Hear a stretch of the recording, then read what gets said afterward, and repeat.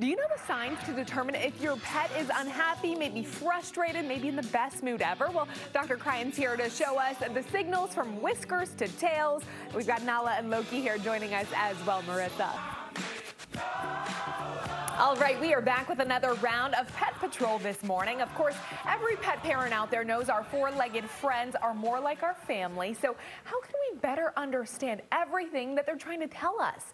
Well, here to help us to code their messages, Dr. Cryan of Nova Mobile Vet. And thanks, Dr. Cryan, for being here with us.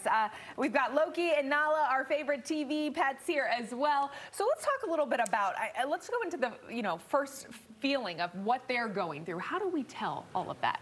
Each pet's going to have their own personality and unique behavior, definitely, but there's certainly some common traits that you can look at a dog or a cat that's going to exhibit what personality they're showing. All owners are familiar when they come home with the zoomies that most dogs will run around with their hind end down and do some play bows and stuff to say hello and kind of go around the yard. More subtle signs, of course, wagging the tail, their ears upright, an upward posture. Kitties, same thing, as far as ears forward, they'll generally have a relaxed posture and their tail up, maybe a little bend in it. Okay. Those are kind of the general, hey, I'm feeling good, I'm happy, signs that you look for in a dog and a cat. Okay, yeah, I was going to ask you about cats, but we already covered that. So how do you kind of decode how they're feeling? Maybe they're anxious or upset. What are some of those signs to look out for? Excellent question. With dogs will sometimes pace or lick when they're nervous. Sometimes they can vocalize. If they're scared, their ears will sometimes be back, their tail won't be up, it'll be down or sometimes tucked. They'll be cowering and have a different body language.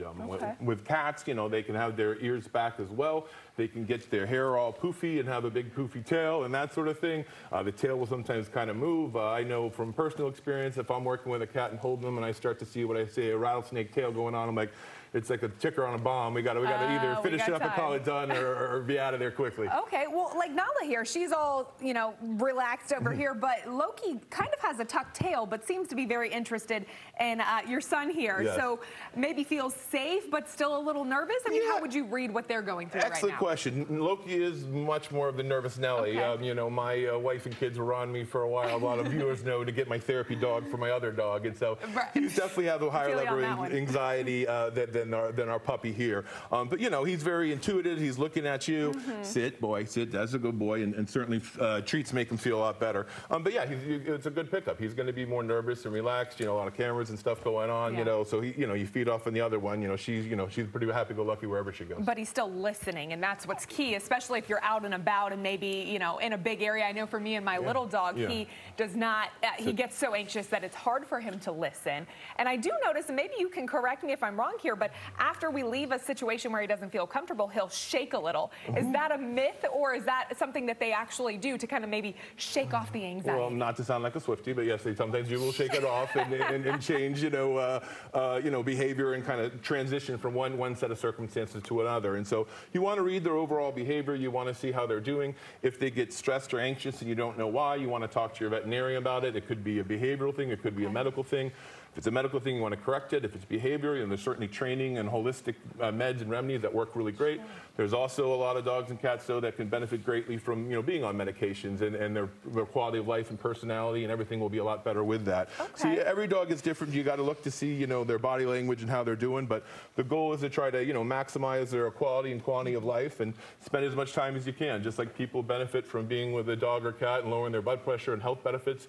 And those studies have been around for decades. More recent studies show that the dogs will benefit as well. They're in their comfort zone and with their owners, they'll also have the same benefits that we can get from them. Love that. Are there any signs that people maybe misinterpret when it comes to their animals? Good question. With dogs, they can be wagging their tail and still be nervous and have their ears back and pacing. So occasionally, unfortunately, you worry someone sees a tail wag with a nervous dog howling, you don't want anyone to get bit. So that's something where they can be wagging their tail, but you still got to be apprehensive. Cats will sometimes give a sign. Sometimes you can be petting a cat 1 minute and the next minute, they're going after you. So always be careful with our feline overlords. But, when you pet them, you want to look for the ears back. They'll hiss at another animal or pet.